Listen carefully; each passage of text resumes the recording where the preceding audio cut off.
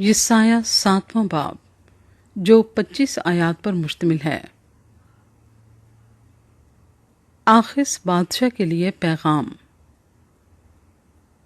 اور شاہ یہودا آخس بن یوتام بن عزیہ کے ایام میں یوں ہوا کہ رزین شاہ ارام اور فقہ بن رملیہ شاہ اسرائیل نے یروشلم پر چڑھائی کی، لیکن اس پر غالب نہ آ سکے۔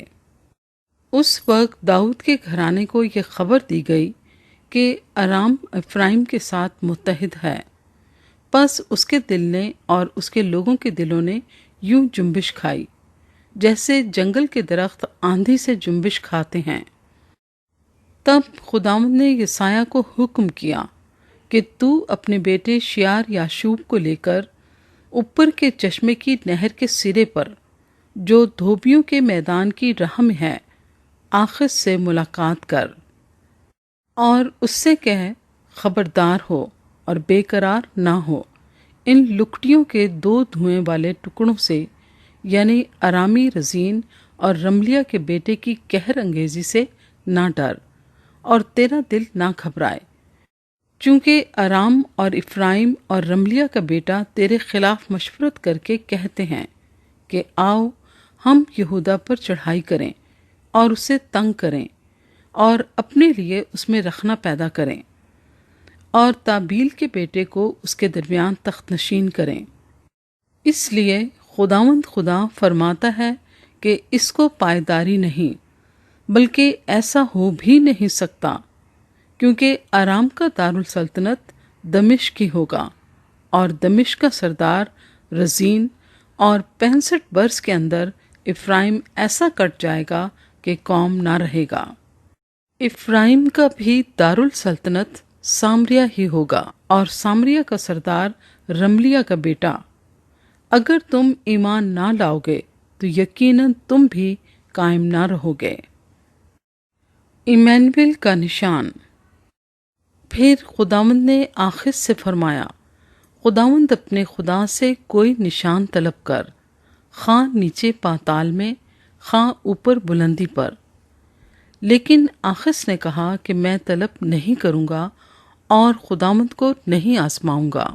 تب اس نے کہا، اے داؤد کے خاندان، اب سنو، کیا تمہارا انسان کو بیزار کرنا کوئی ہلکی بات ہے کہ میرے خدا کو بھی بیزار کرو گے؟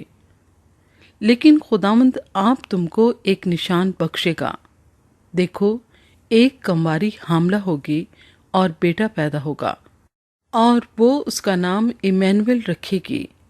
وہ دہی اور شہد کھائے گا جب تک کہ وہ نیکی اور بدی کے رد و قبول کے قابل نہ ہو۔ پر اس سے پیشتر کہ یہ لڑکا نیکی اور بدی کے رد و قبول کے قابل ہو، یہ ملک جس کے دونوں بادشاہوں سے تجھ کو نفرت ہے ویران ہو جائے گا۔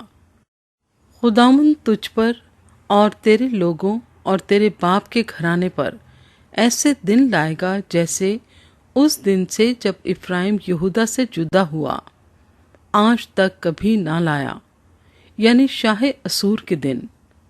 اور اس وقت یوں ہوگا کہ خداوند مصر کی نہروں کے اس سرے پر سے مکھیوں کو اور اسور کے ملک سے زنبوروں کو سسکار کر بلائے گا، سو وہ سب آئیں گے اور ویران وادیوں میں اور چٹانوں کے دراڑوں میں اور سب خارستانوں میں اور سب چراگاہوں میں چھا جائیں گے۔